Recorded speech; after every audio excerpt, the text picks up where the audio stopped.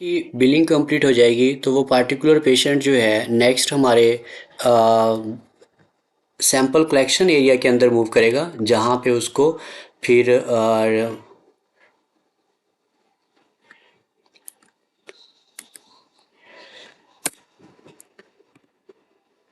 Blood vial के अंदर put करना होगा। जो हमारा कलेक्शन एरिया में रिसोर्स होगा उससे रिसेप्ट लेके उसको स्कैन करेगा, स्कैन करके और उसके जो भी पार्टिकुलर टेस्ट हैं उनके अकॉर्डिंग उनके स्टिकर जो है बारकोड उनकी वायल्स के ऊपर प्रॉपर पुट करके उतनी क्वांटिटी में ब्लड उसमें इंजेक्ट करेगा और फिर रिसेप्ट जो कंप्यूटराइज होगी प्रिंटेड बिलिंग रिसेप्ट वो पेशेंट को देगा, ताकि उसी की बेस पे उसने अपनी रिपोर्ट्स लेनी है या फिर ऑनलाइन रिपोर्ट्स डाउनलोड करनी है अपने मोबाइल पे। तो उन वायल्स को फिर हॉस्पिटल कस्टडी में रखा जाएगा, पेशेंट को रिटर्न नहीं की जाएंगी। ठीक है। बाज़ वक़्त ऐसा होता है कि सैंपल कलेक्शन करवाने के बाद जैसे स्टिकर लगता है, कुछ पेशेंट्स जो हैं स्पेशल प्रोटोकॉल के थ्रू उन वायल्स को ले जाते हैं। अब जब हमारे पैथोलॉजी के अंदर सैंपल कलेक्शन एरिया के अंदर उस पर्सन ने स्टिकर प्रिंट कर लिया है, तो अब उसकी रिस्पॉन्सिबिलिटी बन जाएगी कि उसको अपनी कस्टडी में रखना, किसी भी हाल में वो पेशेंट को रिटर्न नहीं कर सकता। तो कलेक्शन एरिया के अंदर जो रोल होगा उसका नेम पैथोलॉजी सैंपल कलेक्शन होगा। जैसे क्लिक किया जाएगा और उसके मेन्यू के अंदर डिफरेंट ऑप्शन है। एक तो वो जिसमें रिजेक्टेड पेशेंट सबसे पहले, उसके बाद सैंपल कलेक्शन और सैंपल प्रोसीडेड और रीसैंपल रिक्वेस्ट।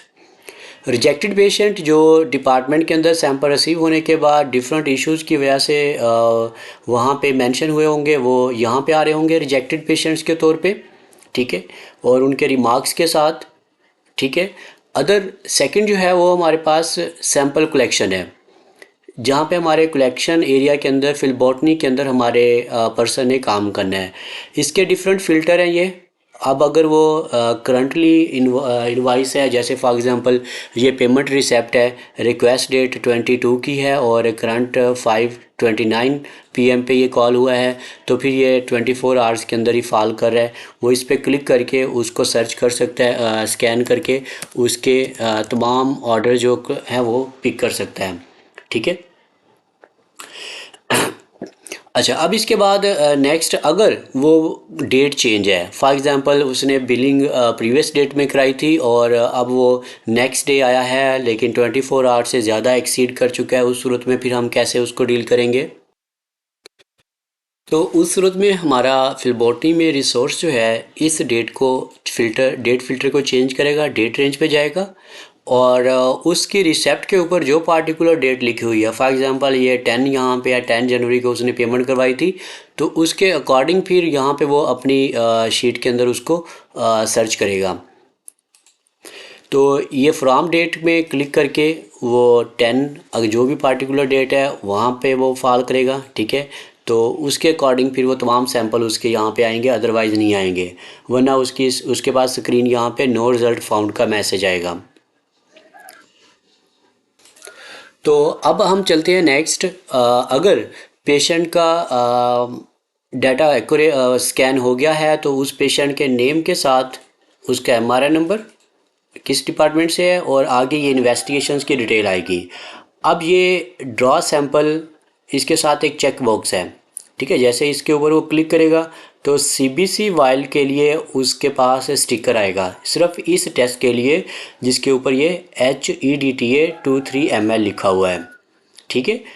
यानी कि जो यहाँ पे क्लिक करके सैंपल निकाला जाएगा, स्टिकर लिया जाएगा, वो किसके लिए होगा? जस्ट CBC के लिए होगा। उसके बाद ये वाला स्टिकर जो होगा ये वायरल मार्कर्स के लिए होगा, जो इसके नीचे लिस्ट आ रही है।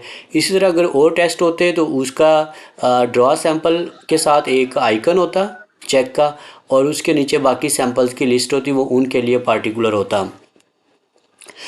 अब हम CBC पे मैं क्लिक करता हूँ तो यहाँ पे मेरे सामने उसका बारकोड, MRI नंबर टॉप पे और कौन सा उसका स्पेसिमेन है और ये बारकोड है, और बॉटम पे उसका जो आ रहा है ये सैंपल कोड आ रहा है जिसको हम बार कोड कहते हैं, ये उस सैंपल के लिए जनरेट हुआ है।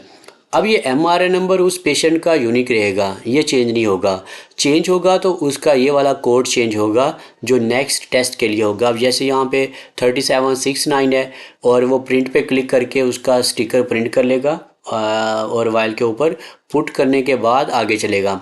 अब यहाँ पे जो फिलबॉटरी में हमारा रिसोर्स है वो इस चीज़ की यकीन दहानी करे कि इन स्टिकर्स को प्रॉपर उनकी वाइल्स के ऊपर पुट करें। ऐसा ना हो कि वो तमाम स्टिकर्स एक बार प्रिंट कर ले और उसके बाद जब वो पेस्ट करे वाइल्स के ऊपर तो वो सीक्वेंस ही उनका गलत हो जाए और किसी एक सेक्शन में जाने वाली वाइल जो है दूसरे सेक्शन में चली जाएगी।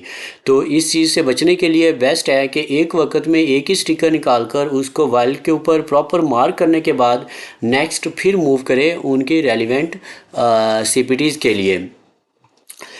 अच्छा, अब अगर यहाँ पे अगर फ़र्ज़ करें एक प्रॉब्लम आ गई है, मैंने अभी इसको क्लिक करके लोड कर लिया लेकिन प्रिंट नहीं कर सका, तो अब देखिए यहाँ पे तो वो अवेलेबल नहीं है CBC और मुझे दोबारा अगर उसको गेन करना है, ठीक है, तो आप क्या कर सकते हैं, इधर आप स्टेटस में से पेंडिंग को चेंज कर दें प्रोसीड के अंदर।